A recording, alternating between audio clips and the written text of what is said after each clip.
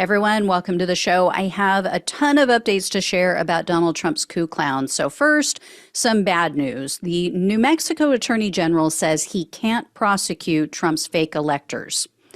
The reason being that, as with Pennsylvania, the New Mexico fake elector documents contain text that stated that their certificates would only be used if Trump was successful in his election fraud lawsuits. So that caveat got them out of trouble. However, the Attorney General issued some recommendations to the New Mexico lawmakers, and these should help them to craft new laws to change their state's electoral process, and it would grant the legal authority to prosecute this type of conduct in future elections. Now for some good news. America's defendant, Rudy Giuliani, has asked the judge in the Georgia RICO case to give him more time to file motions. He asked for that last week. They were due on Monday of this week, all of his documents, and Giuliani requested that they give him an extension. The judge rejected his request, so I assume that Giuliani was forced to turn in everything earlier this week. If not, he's going to be in trouble. And now Giuliani is asking the judge to grant him the right to interview the 4 co-defendants that he has who've pleaded guilty. Giuliani's attorney claims that they can't properly investigate the case unless they're able to interview these people. So we'll see what happens with that. In related good news, Attorney Jenna Ellis is now facing professional misconduct charges in her former home state of Colorado. The documents were filed on Tuesday. They state that Ellis's guilty plea in Georgia, quote, constitutes a felony conviction pursuant to Colorado law.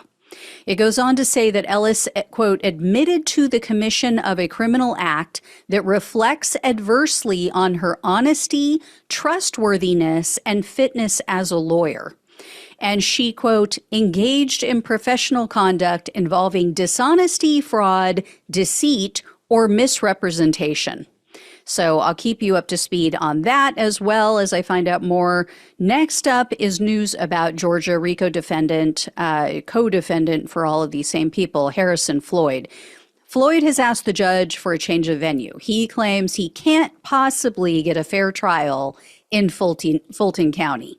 And Floyd is asking that his case be moved to the more Republican-friendly Coffee County. That's, of course, where they broke into the voting machines. So I'll let you know about that. And then the big news out of Georgia this week is that another RICO case co-defendant is trying to get DA Fani Willis thrown off the case. He also asked the judge to throw out the grand jury report, or alternatively, he's asking that the judge just dismiss the case entirely. Here's why. Here's the deal. Michael Roman is the defendant. He was a Trump senior campaign official. He filed this motion this week, and he claims that the entire case has been tainted and it's invalid because DA Fani Willis and the special prosecutor that she appointed, a man named Nathan Wade, that they were involved, or they're still involved, in a romantic relationship. So the allegations made by Roman are somewhat convoluted, but basically he claims that the DA prosecuted these RICO defendants so that she could pay her boyfriend large sums of money for his work on the case. And Roman is trying to say that Willis profited from or benefited from the prosecution of Donald Trump and others because she and Wade took vacations together. Now, I can see maybe how the DA could get some hot water for appointing her boyfriend to the case, just because he's being paid with taxpayer money. I can't really see, though, how that has any bearing on the case, on the grand jury results, or the case in general. I mean, either there's evidence of crimes being committed or there's not. So I'll keep an eye on this. I'll let you know what happens. Next up is news about another Georgia co-defendant. Attorney Jeffrey Clark has been given a stay of execution, essentially, in his disciplinary hearing before the D.C. bar. Clark, as you may recall, he was a Justice Department attorney, an environmental attorney.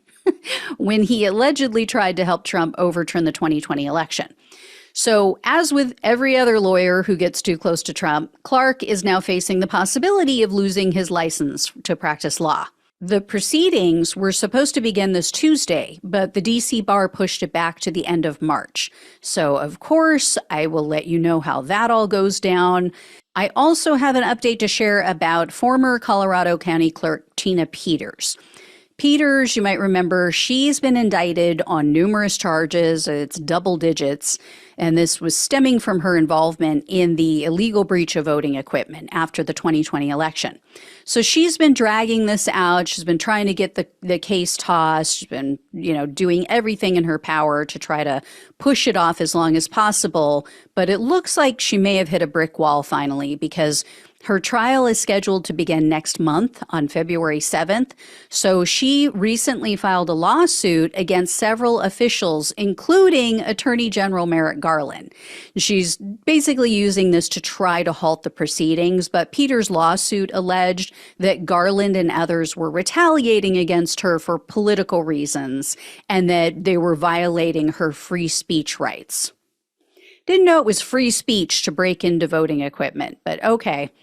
So a U.S. district judge just dismissed Peters' case. So the judge ruled that Peters failed to provide sufficient evidence. I mean, imagine that. And the judge slammed Peters because she apparently provided so-called evidence that had absolutely nothing to do with her allegations. And then she also awarded attorney's fees. The judge awarded attorney's fees to the Mesa County District Attorney, Daniel Rubenstein, because he was named as one of the defendants in Peters' lawsuit. So she not only lost, but now she owes money.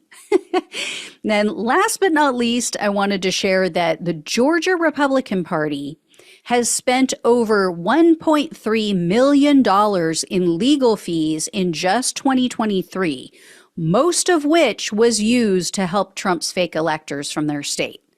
According to the Atlanta Journal-Constitution, that is 15 times greater than what the party spent on legal fees in 2021. You would think that these people might wake up and realize that Trump is more trouble than he's worth. I wonder how many people they could help get elected with that money. Anyway, I will let you know when and if I hear more. I'm sure it'll be more like when. Thank you all so much for watching and listening. Please like, share, and subscribe to the channel. Become a donor if you have not. And if you possibly can, it really helps to keep the show going. Love you all. Take care. Talk with you soon.